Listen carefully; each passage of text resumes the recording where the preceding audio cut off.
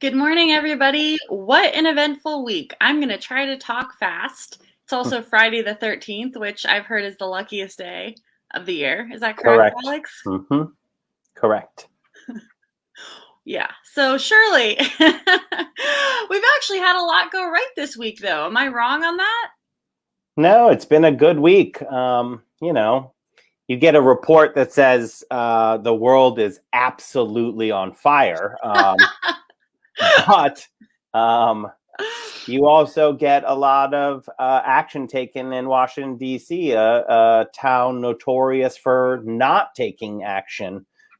So what we're looking at right now is, we've been following this so our listeners know about reconciliation and everything that's been going on and the bipartisan thing. And, the Republicans want nothing to happen. So they slow walked the bipartisan thing as much as possible. And surprisingly, they got it done. They actually passed the bipartisan infrastructure package with 8 Republican votes. So I'm sorry, 18 Republican votes. So 8 above the 60 that was necessary. So they had room. And then immediately the Democrats passed the reconciliation, the budget resolution, which are like the buckets that allow the reconciliation to go 3.5 trillion, 50 votes. And that's the starting gun. There's a lot of fight left, but that is a really big hurdle to clear. Both of those have to proceed at the same time. We can't let the bipartisan one pass without the reconciliation one, because all the good stuff is in the reconciliation one. And we've got a block of progressives who are saying we're not going to vote for the bipartisan one unless the reconciliation package passes. And Pelosi and Schumer are on that. So we are lined up. There's going to be a slugfest. We can talk about the baby birds, the moderates who are like baby birds chirping away, looking for their handouts. They just want to get fed. And if you picture them as little baby birds, like, and that's what they're doing. They're clamoring for money and attention. But it is looking pretty good that we actually pass an enormous transformative package of stuff, and that is good. That's super good. And I would even say, perhaps incorrectly, I think the IPCC report, though the information is not good, the fact that people they're telling the truth now. This isn't some distant reality. We have to talk about the climate crisis in the present tense. And this legislation is starting to reflect that. I say starting to because, as always, it's never going to go far enough. But there is money for climate protections. There is money to protect communities from the extreme weather that we're already experiencing and will experience more of. These are very good things. I'm feeling very hopeful. And Andrew Cuomo resigned. Something that last Friday I literally told Linda, I don't think he's going to do it. No. I don't think he would. I love to be wrong about things like that. Yeah, that was a good bet. Like, he's not the retiring type. I think when his senior aide, so the person who's been with him forever, resigned, that was the death knell. But he took 13 days, and I think he's just going to try to sell off everything that's not bolted down to his cronies to protect him when he's out of office. I made a bet after that his brother would face no sanctions at CNN because the corporate media is the only thing that is more gross than big establishment politics. And I think I'm going to win that one, but who knows? Yeah, I think that you're probably right. But again, this one I hope I'm not wrong about. I hope I am wrong about too. So on the IPCC, I like your optimism there because I got none of it from That stuff actually really does give me existential dread. Oh, of course. Yeah, and I hope I don't sound optimistic in the literal sense of I read this and feel optimism. I mean, it's kind of crazy. I really haven't been able to stop thinking about it. It's like, Alex, our age group is probably the only generation, unless you count nuclear anxiety, which I would argue is a very different thing. We are living with the omnipresent fear that there may not be a planet for our children to live in. Mm-hmm. And for someone like me that doesn't have children, it's like, okay, well, do you start a family when this is the information we're being given? It's like there is no guidebook for how you live at what is potentially the end of the world. Yeah, We had a climate panel with ACT. Oh, I'm sorry, did I interrupt you? No. It's hard. My computer sounds really low. We did a climate panel with ACT this Friday, and we had a meteorologist on from Hampton Roads. For those who don't know, or I mean, you can suspect every coastal city is dealing with this already, the impacts of a warming planet. And he just said something that really stuck with me.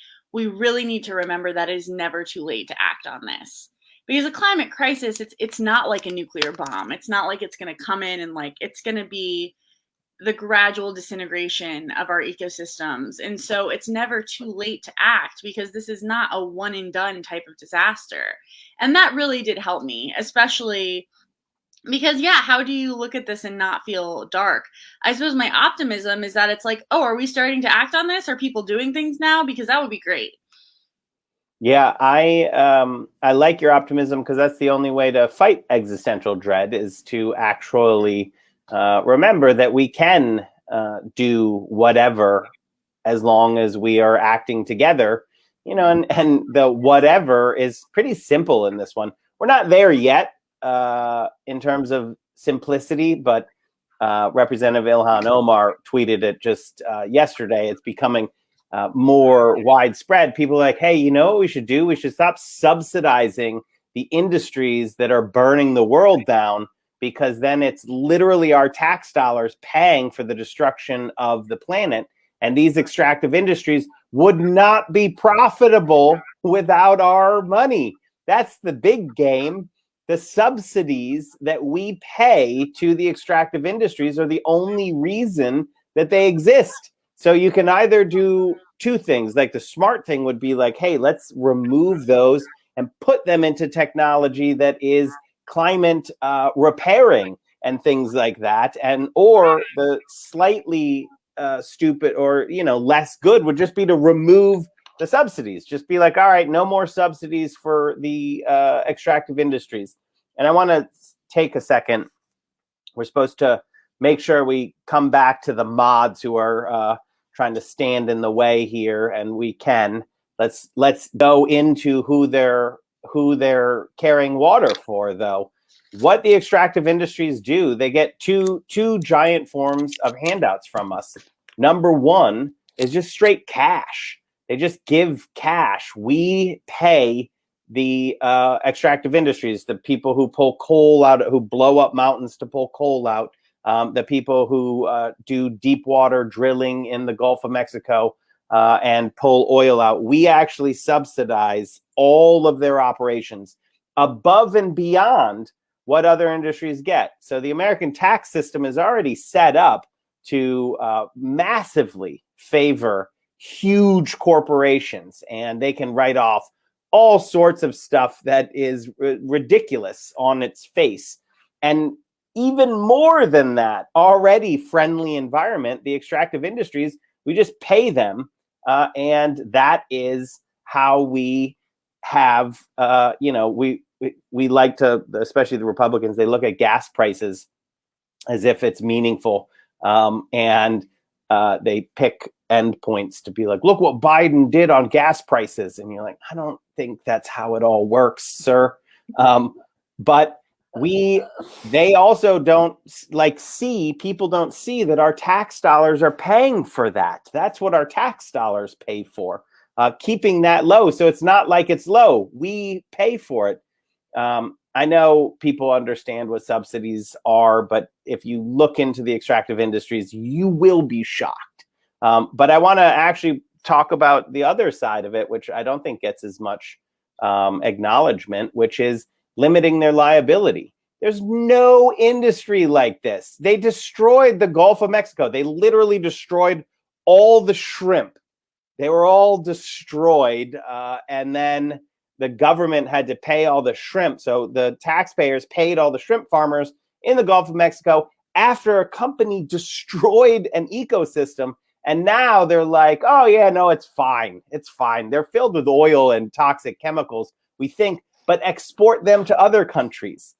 They paid $0 for that. I want everyone to understand. Imagine if that was you who did something, right? Like you were walking along and there was a big sign that was like, hey, don't do this or you might destroy the Gulf of Mexico. And you were like, I'm going to do that. And then you did it and you destroyed the Gulf of Mexico. You'd be like, oh boy, I am going to be in for some punishment here. This is going to bankrupt me probably. You know what happened to the oil companies? Nothing. You know what happened when they had a drunk guy driving the oil tanker up in Alaska and it crashed and destroyed an ecosystem up there? Nothing. You know what happens when they destroy ecosystems all over the world in their quest for extracting oil? Nothing. Zero. Why? Because their liability is legally limited by the US government. Just remove that. When a company destroys the Gulf of Mexico, that company should cease to exist.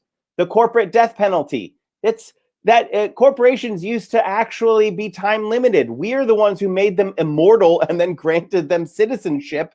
Makes no sense at all. But if they really are people, then they should be responsible for the consequences of their actions, like destroying the Gulf of Mexico. So anyways, my big point here is the IPC is saying they're literally destroying the world.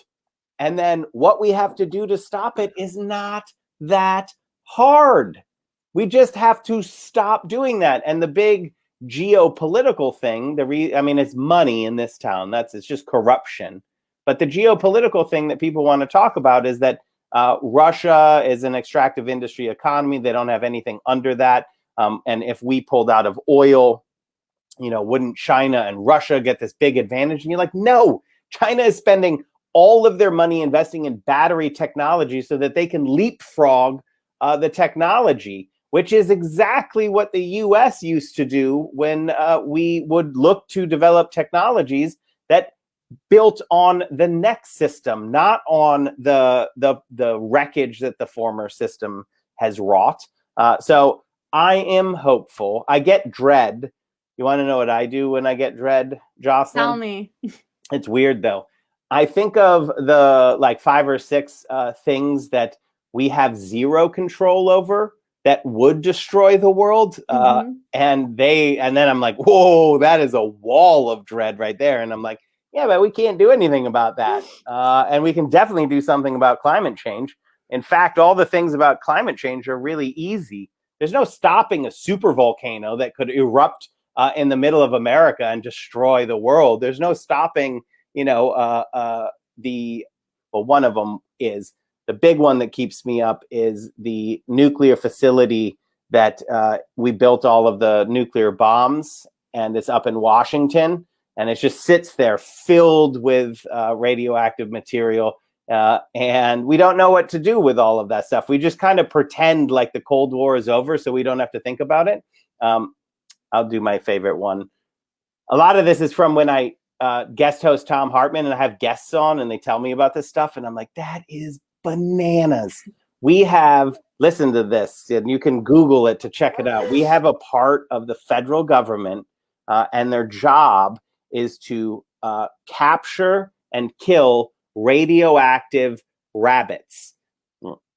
You heard that correctly. Why? We don't know where the radioactive rabbits are getting their radioactivity, but they live all over this place where we just buried all of our stuff from the Cold War.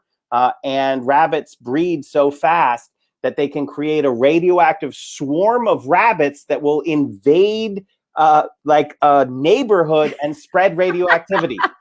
I want everyone to think about how crazy that is that we do that. Okay, now you've given me more things to have existential dread about. Thank you a lot, Alex. Yes, think about the radioactive the hordes of radioactive bunnies that might come and attack you.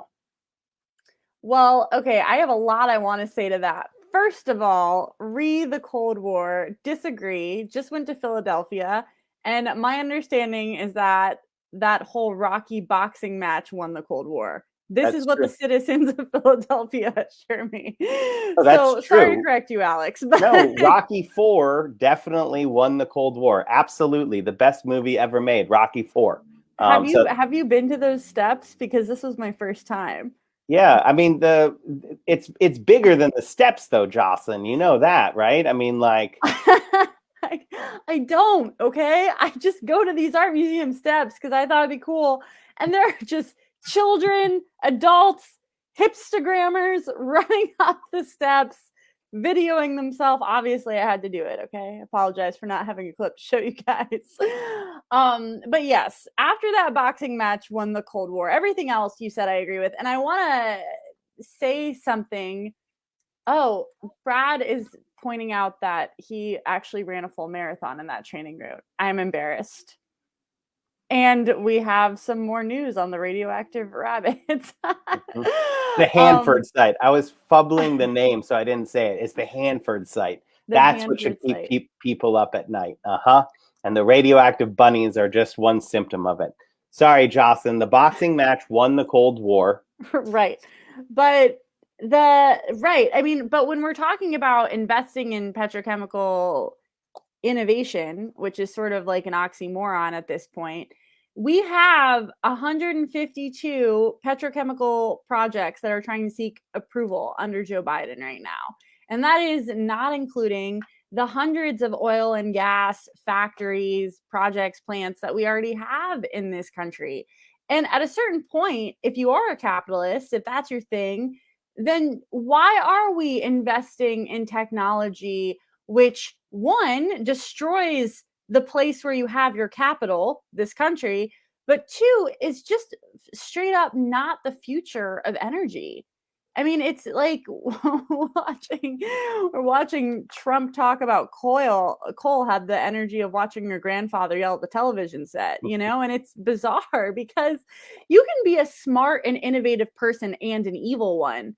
But what's strange when we're talking about the petrochemical industry is that we are talking about people who are evil, corrupt, exorbitantly wealthy, exploitative, killing us, but also just like backwards.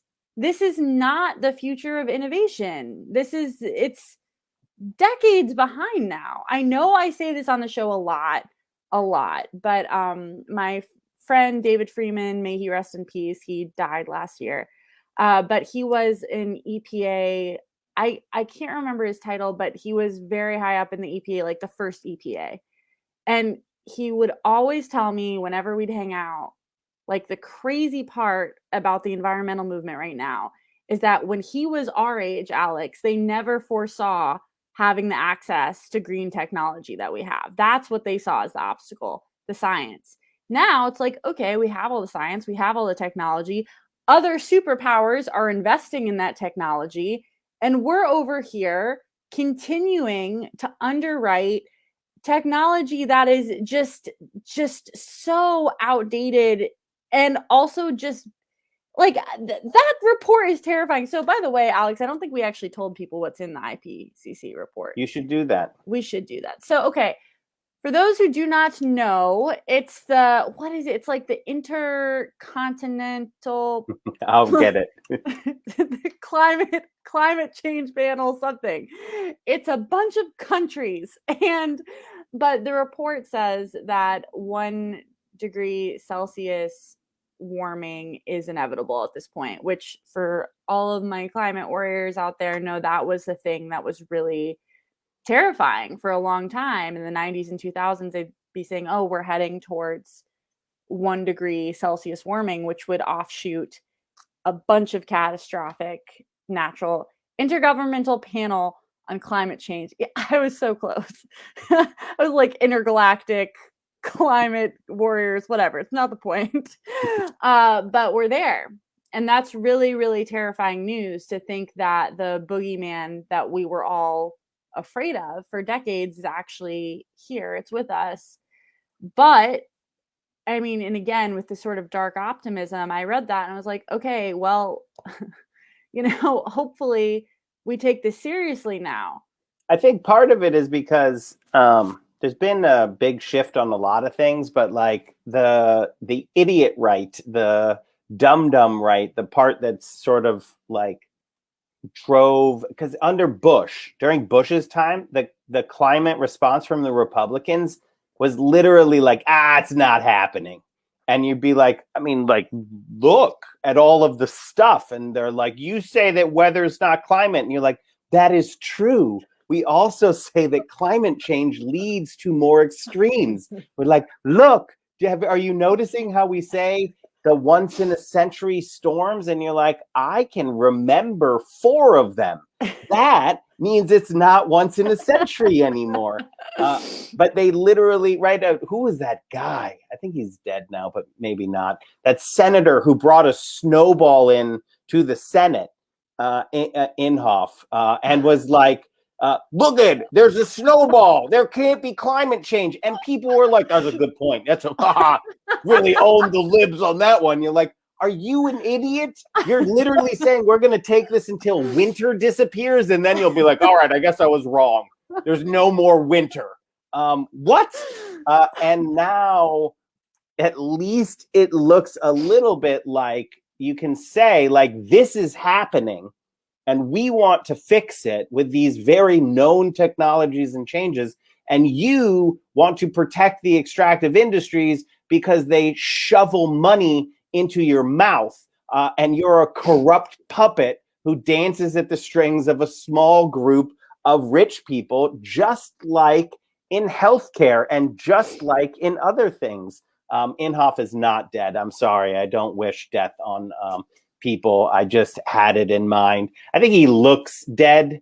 I'm pretty You're sure. manifesting, Alex. It's fine. No, I wasn't. I literally think he's the guy who looks like I think he has a Skeletor-looking face, and I just sort of did that. Or brain dead is what came to mind. Holding up the frickin' snowball.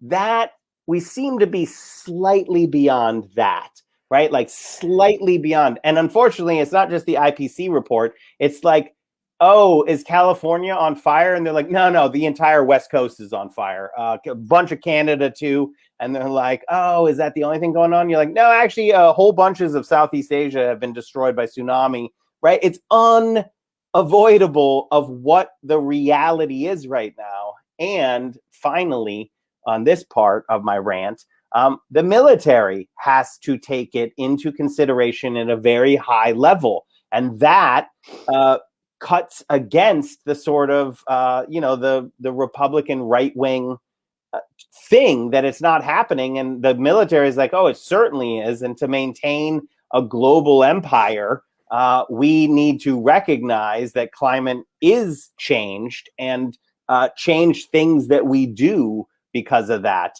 So we are at a place where we've surfaced what is really apparent to people who don't have their eyes closed on purpose. But even the people who were ignoring it for comfort for a while, I don't think they can ignore it anymore.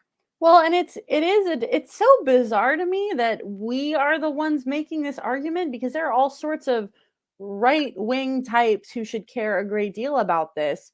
For example, the Defense Department has a very vested concern in the climate crisis because it is absolutely a national security issue. The Syria civil war started because of water shortage. This isn't some soft lefty save the polar bears type situation. This is a threat to our natural resources, our economy, our military strength. If you're into that sort of thing, it's really, it's a ubiquitous on every level problem. And I guess for me, I was a weird child, as I think I've referenced on the show a couple times. So, you know, it is weird, right? Because at the time I felt like a freak show, but now that I'm 30, it's like, okay, it is actually very startling for children and teenagers, especially who are old enough to be reading the news, to be growing up at a time where what they're reading is, oh, we may not have a livable planet not that long ago, not that long from now. That's really disturbing information to bring in when you're an adult and you can kind of sort of put it in context. But it's terrifying to think about like what that does to a whole generation of young people to grow up feeling as though they are not going to have a future. And it's not like, and there's this weird gaslighting when the government, the people who should be taking this the most seriously, are the ones that for so long now have been standing in this like, but is there a climate crisis though? Or is that an excuse to turn the world into a communist republic? Like, I would love that. I would love it if climate change was not real and it was a conspiracy theory to get more communism. That would be like the best thing ever on so many levels. But unfortunately, when the whole West Coast is burning every year, yeah, maybe that's not the case. Yeah, and I think the segue that I want to do now is, so in the bipartisan infrastructure bill, it is not does not address climate. It actually goes the other way, because it is the bipartisan is actually, it's Republican and neoliberal. That's what that package is. It's $1 trillion of Republican and neoliberal ideas. And, you know, like there's some very there's some good stuff in there. Like I like building roads, but to get it to be bipartisan, they're like, oh, let's build roads and give away public resources to people's cousins. Let's not upgrade infrastructure for to address the climate crisis. And all of that stuff is in the reconciliation bill. All of the stuff that we need to actually give us some footing to address the climate crisis is in the 3.5 trillion partisan package, the package that will pass with only Democratic votes. And it's a razor's edge in both the House and the Senate. So now what we see, and this is jockeying, these are the baby birds, but you have these 9 corporate Democrats who people like to say they're moderate.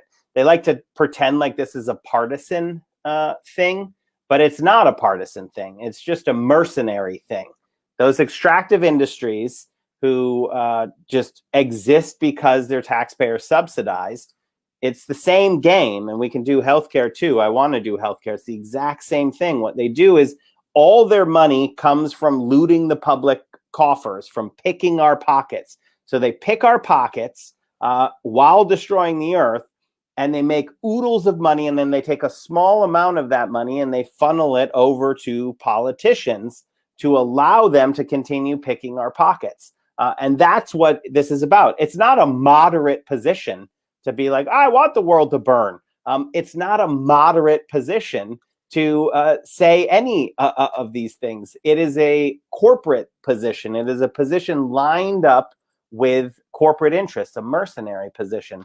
So now we have 9 Democrats who are saying, oh, I want the bipartisan thing to be voted on without the reconciliation package.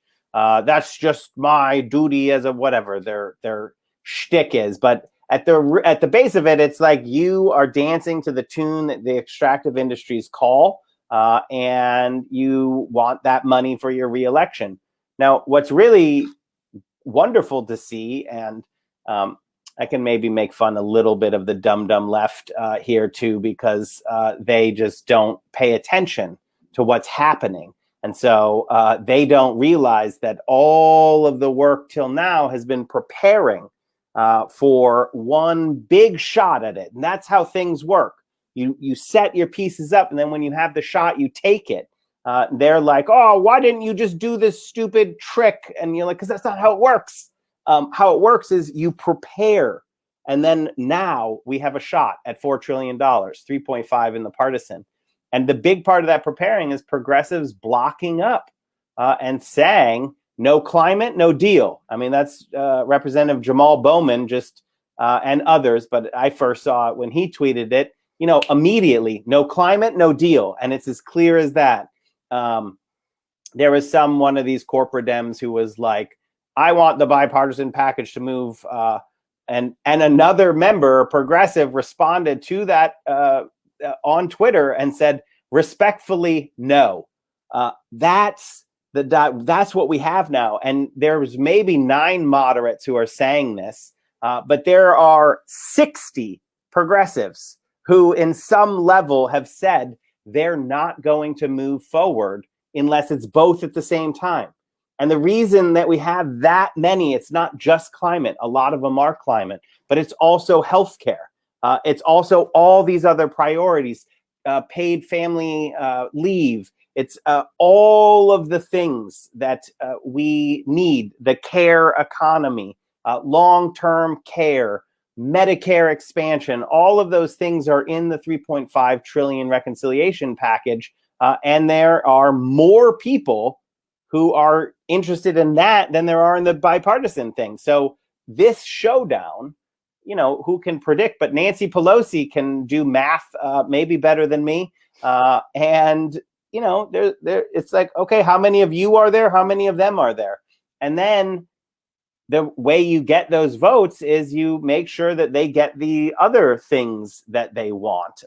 And in a $4 trillion package, there is room to do that, to make sure to give them a voice in other things, but not allowing them to derail the whole thing. And I think that's the dynamic that we have set up right now and it's super powerful. And it's very flexy. It's very much the progressives continuing to just get out. Anytime there's this elite narrative that sort of empowers these less than 10 or in the Senate, Manchin and Sinema, you have this block of progressives saying, I'm sorry, no, we reject that. We will allow the bipartisan package to go through. It's not good enough that it gets my vote on its own, though. I have no qualms against killing it. It only gets my vote if it is part and parcel with the 3.5 trillion. We have not had that setup in a very long time. In fact, I've never seen it. So I want to see what you think about that, and we can talk about what it looks like with the Tea Party. But usually it's really hard for progressives to threaten as a bloc because we want good things. Mm-hmm. We'll take 80%, right? We don't want to get to 0. So we want 100%, but if it's between 80 and 100, we will take 80. It's very rare that it sets itself up in a way so that progressives are willing to say, that does not have my support. I will gladly have that fail unless it's paired with this thing that does have my support. It is sort of beautiful. And, Alex, I take issue with 80. It's more like we'll take 30 over nothing. And that's the problem. And this is a situation where, like you're saying, Nancy Pelosi and AOC are all saying, yeah, if this is what you have to give us, it's not enough. And that's great because usually that is not what happens. For anyone who has paid any attention to American politics for the past 30 years, it's usually like, well, you know what? We're not going to get the Republicans on board anyway. So it's really exciting. And I mean, I think the odds are good, right? Like this is going to work. I mean, the odds are good. It's going to be a slugfest, and I don't want to be a whatever morose person or what is the opposite of rose-colored glasses. But I was here during Obamacare when Ted Kennedy died and we lost his seat. And when you are relying on literally every single senator And there are some Democratic senators with Republican governors, and we're in the middle of a pandemic, and almost everyone is very aged. A lot of things can happen. That's why the Republicans were literally dragging their feet, hoping for a Deus ex machina to deliver them a victory. But marching along, these votes have been taken, and that is meaningful. So people now, they say a lot of things, but the votes have been taken. Now we're going to craft the policy, and there's more votes to be taken, but the big ones have passed. So I do think we are looking better than we ever have before. Now let's talk about the moderates, though, the so-called moderates, the corporate Dems, because look at healthcare right now. Joe Biden yesterday just had this amazing speech that he's going to lower prescription drug prices. He teed pharma up and was like, in his own Biden way. I wish I could do a good Biden impression because he's really fun to mimic. Like, I'll practice for next time. Come on, folks. Come on. Come on. We can do this. That was actually really good. Do this. Come on. It's like that's his thing. Obama's was look. Come on, folks. We can do this. That is what he did. He come on, folks, us about drug prices. That's what I want. Drug prices in a lowering prescription is not a progressive issue. Go out, ask people. Everyone hates high drug prices. My mom hates high drug prices. She is an anti-progressive.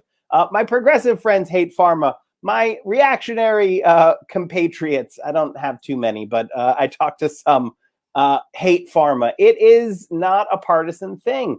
And so Joe Biden, as the president of the United States and a much more establishment figure, saying, we're going to do this. We're going to take on pharma. We're going to lower prescription drug prices. This coming a day after a letter from the most vulnerable senators up for re-election, the so-called moderates. They're in states that they face competitive elections, led by Michael Bennet in Colorado. They put a letter out that said, we need Medicare negotiation. We need to lower prescription drug prices. So now you have, the progressives are always like, yeah, we've been fighting to take on pharma forever.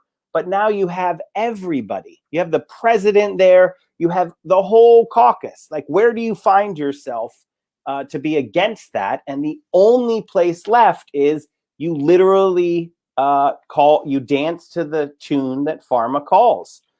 That is where those 9 Democrats are. That is where anyone standing in front, they're going to try to stop President Biden's agenda to lower prescription drug prices. They're going to stand in the way of this enormously popular thing that their colleagues from very vulnerable states and districts are saying we need to lower drug prices. Now we have this sort of setup where everybody, including the progressives, are trying to advance President Biden's Build Back Better agenda as he's laid out. And the only people opposing it are framing themselves as moderates, but the masks are coming off and they're being exposed more and more for what they are. They're not moderates, they're mercenaries. They're mercenaries, and it's about contributions from industry. And I think that we can win that showdown when people realize this has nothing to do with ideology or partisanship. This has everything to do with mercenary behavior of these politicians openly standing against the president, the speaker, the leader in the Senate, the American people, all at the behest of these incredibly profitable industries like the pharmaceutical industry, like the insurance industry, like big hospital, corporate for-profit hospitals, and like the extractive industries. So sort of in summation, as we often say, you can see it. It's the same fight because behind both of them are Wall Street. It's the same private equity barons. It's the same thing. There's all of us. And then there is this small band of incredibly wealthy people who are nihilists, who don't believe in the future. They don't get existential dread because they don't care. They just are only in it. It's a sickness, this greed. They'll never stop on their own. We have to stop them because we do believe in the future, a future that I'll be proud to hand off to my children and then have them hand off to their children. And I said I'd end before, but I saw this tweet and I'm going to mangle it a bit, but it has to do with what you said about, family. Because I get worried. I'm like, what kind of world am I raising my children in? My children are 5 and 3. And so their world is very small. They can't see it. And I know at some point it'll start coming into focus. And there's this tweet about how do I feel about bringing children into what right now looks like a dying world. And the response was, don't ever feel bad about bringing dragon slayers into a world filled with dragons. And I like that. I think I mangled it a bit, but that's what I want people to understand, that they can fight these dragons. They can fight these forces in the system that is destroying the habitableness of the world. The world's going to be fine. It's the humans that were making it hard for us to exist, but we can defeat them by working together. Well, and it's, again, a lot to cover. There's a lot to cover today. Okay. I wanted to touch on our Big Pharma panel yesterday at some point, because that was really wonderful.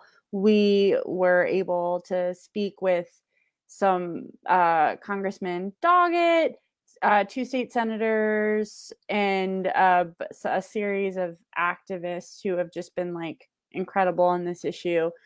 But to the Dragon Slayer point, I really do. My big gripe with climate crisis messaging is, understandably, we've got to talk about it like the climate crisis. And unfortunately, that really does, for me, and I think most people, put into mind this huge tidal wave of a problem that's just going to rise up one day and just wipe us all out. But life is not a superhero movie in that way. It's not like Avengers or, Infinity Wars and there's this big fight. No, the fight is every single day in your community. And that is actually really important because, again, as I quoted that, lovely meteorologist from Hampton Roads earlier, it's never too late to fight on this issue. It's not like, oh, well, the climate crisis won, too bad. No, look, the human race is going to survive in some form. The question is, what kind of world is that going to look like? How dignified will it be? What will the natural world we're in be like? And yes, people will die. People are already dying from the climate crisis. People are already dying in natural disasters. And more horrific, there's a reason people call it climate genocide. The populations that are on the front lines of this, for a number of reasons, both where they are geographically in the world and the way that poverty makes communities more vulnerable to climate volatility, means that people that are in more materially vulnerable communities are dying first, which makes this a racial justice issue in a huge way. I just saw a study yesterday that even in the same city, communities of color are typically hotter than Caucasian communities, because the way redline affects things like trees and gardens and access to air conditioning, which means that communities of color could be in the same city as suburban white people and be dealing with the natural disasters in a tremendously different way. And these are things we have to talk about. But again, it's not like an atomic bomb. It's not like a supervillain wiping us out all at once. These are localized problems that we can take on one by one. And I think that is very important, because I had this realization when I was I don't know, 25, some young adjacent age, but not really young anymore. The secret to happiness is task completion, you know? And if we feel like if we feel like there's nothing to do, we're not going to do anything. Versus, you know, I mean, like there are always people to help. There are always things to do. There are always ways to fight this, both politically and personally. I mean, we talked about that with Paul Farmer a lot. Like, yes, definitely focus on the big picture, because you can't soup kitchen your way out of structural poverty. You just can't. But there is something about being there for each other and engaging in mutual aid that makes you realize, like, again, this is not some large abstract problem. It's a very real, intimate, personal tragedy that is already playing out. It is here. This is not something that it'll like we'll deal with like in a generation. No, if California is on fire every year, congratulations, welcome to the climate crisis. And back to what you said, Alex, about how these are all the same fight, they really are. Like, we really, I mean, you and I talk about this all the time, but we really need to talk about, it's not just that these industries are destroying the world. The United States government, and therefore our tax dollars, is giving them money to do it. I don't know why, but that makes it worse for me. It should make it worse. I mean, we're culpable in it. We are part of a system. You're culpable. I think we're culpable regardless, but we also are culpable. I've just said the word like 5 times, so now it's not going to pronounce well. Up to the point of how hard you're working to change the system, and empowering yourself and others to push for structural change. And I think like the opposite of that, and I think the messaging that you were talking about that leads to hopelessness and cynicism, we can call the beer garden man messaging. Back to that guy, or beer garden bro, maybe. Back to that guy who, you know, that's like a really, he's trying to remove himself from the system and say, you know, oh, I'm not culpable, none of that matters. And that's the easiest, cheapest way to pretend that, you know, you are just existing above and apart from the system. I think everyone recognizes it from that one annoying libertarian who's like, yeah, but what about Bitcoin? And you're like, just shut up, man. Just shut up about both libertarianism and Bitcoin. Sorry. Got to get my dig in there at crypto. It's good for gambling. That's what it's good for. Other than that, you've shown no utility. But that's what we have to, that's why we need in climate and others to get people to realize and really bring out that we can build a better world, that is what the aim is. It's like, you know, your myth about that climate change is a myth just to bring on space communism. But I think it's a comic. It's like, oh, well, what if we build this beautiful, clean world without any pollution, and everyone has good paying jobs, and there was no climate crisis? And you're like, good, that would be great. Like that would be fine. But what we're seeing is the other side are, and this is, Reverend Barber has this great piece on the dying mule kick, that we are in a time where there are great changes taking place. And the dying mule is very, very dangerous, because the kick that the dying mule takes can kill you. And so you have to understand that mentality that as these billionaires, what is Saudi Arabia? The Sauds literally have nothing but oil. It's just blood money, oil-soaked blood money. Russia, it has nothing but oil. What are they going to do when we're transitioning away? These are dangerous and incredibly wealthy opponents. And, you know, it's the Sauds, but it's also the Emiratis and others who there's nothing there except for oil. And they've never built any economy with the oil, with the money from God, as it's called there.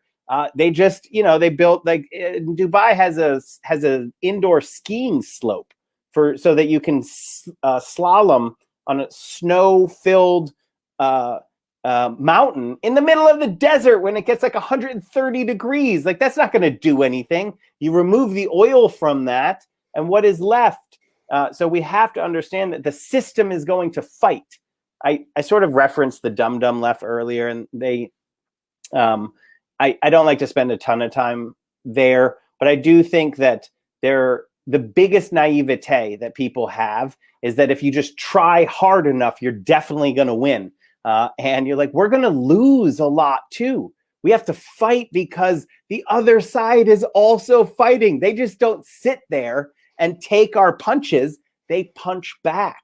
And so there's hope, and we have to fight this fight. But also we should get people to understand that it's a struggle, and that you can be the happy warrior.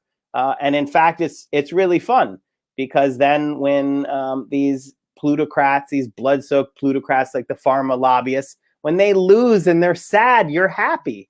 And you're like, ha, ha, ha, we beat you. We beat you and all of your money. And you were so certain that we weren't going to beat you. And they still are pretty certain, but they're getting a little scared. I got disinvited. I get invited to these Wall Street things, which I love going to. What? Yeah, they bring me and they put me in front of a bunch of like it's not like the plutocrats, it's like they're analysts. And they're like, well, what's going to happen? And I'm like, I'm going to burn the pharmaceutical industry to the ground, and I'm going to build one with no profit in its place. And all of you are going to lose all of your money. And they're like, that's not going to happen. And I'm like, it's definitely going to happen. And last time earlier in the reconciliation, I was invited to a bunch of them, and they started canceling them because the industry had absolutely convinced all of them that that pharma was not going to happen, that drug prices wasn't going to happen. This was not at all on the plan. And I only, out of 4, I was only kept one of them. And I went and I gave my presentation on Zoom, and there were no questions. Everyone's like, yeah, this hippie doesn't know anything. I've got my better information. Everything I predicted to them has happened, except I didn't predict Biden's speech. I had said the biggest game changer that I would definitely, because what I really want them to do, I want money to short pharma. I want Wall Street. I want a short frenzy on pharma, and all of the money to start betting against pharma, because then pharma has way bigger problems to deal with, because that's a catastrophic thing right then for them. If money starts fleeing, if the pension funds don't see them as a way to make money, but actually as a inherently risky investment, which they are. This is what I always tell people. The entire business model is based on politicians not acting. And that means even if you think it's a low probability of happening, like 33%, that's a 1/3 chance. It's not like that big, but if your entire business model relies on monopolies, government granted monopolies, then you go from 100 to 0, right? And you're like, that is a risk that you shouldn't take for your investors. So Wall Street investors, if you're listening to Solidarity Live, and I know there's a bunch of you, pharma is an inherently risky investment. I started telling that because you want to know what happened just recently, Jocelyn? Tell me. They all invited me back. And they're all like, oh, can you tell us what's going to happen next? And I'm like, yes, I'm going to burn pharma to the ground. And I'm going to build in its ashes one based on justice. And all of you greedy people are going to get excised from the system. I actually give a little bit more nuance, but I feel like the short sellers, because there's money on both sides in Wall Street, you can bet for or against. I do think that people are starting to recognize that these industries are going to take a massive haircut. And now it's about how big is the haircut going to be. And that is a good place to be in. I will definitely make note of me getting disinvited by the 3 who did disinvite me. And you know, I'll be like, oh, how the worm turns, I guess. I'm sorry, I'm just so entertained that you were invited at all. I find that delightful. Before the pandemic, they bring you to New York, and you go and you eat. I mean, it's not like the super fanciest thing in the universe. It's like a pretty normal looking conference. It's a bunch of young analysts and stuff, but they take you in, they put you on a panel. There's always like a Republican, a business guy, and then there's me on the left, and I'm like, burn it all down. And like, please tell me there's video of this. I want to watch it so badly. I'll send you one. I think they're proprietary. It's like their investor notes. This is amazing. But it's good. I am a big believer that if you get like some of the best coverage of pharma and what they do is comes out of the business pages of the Wall Street Journal when people are analyzing their business models, and they're like, these juiced returns, because they grow and profit higher than other industries. They're like, these are great, but they're time limited. Like you cannot count, because every quarter pharma has to raise our drug prices. Every single quarter, 4 times a year. They actually merge the 4 into 2. But if you read their 10Ks, they plan it out 4 times a year. And if they don't raise drug prices, Wall Street punishes them. Right. And that is an unsustainable model. It's the exact same as extractive industries. If they don't keep delivering these oversized profits quarter after quarter, they get punished. Well, yeah.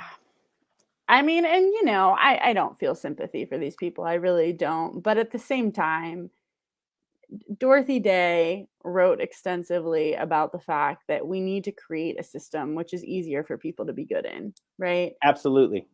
And I think I think we really should be cognizant of the fact that the most profitable industries, with a couple exceptions, like medicine, I don't think anyone becomes a doctor because they're evil. But most high earning positions in this country is where evil is being done in a very significant way. And again, obviously, like, there are wealthy writers who are wonderful people and whatever, but for the most part. So what does it say about our system that the positions we're compensating the most highly, like our pharma bros or our Wall Street bros, are the industries which actively destroy the society we live in?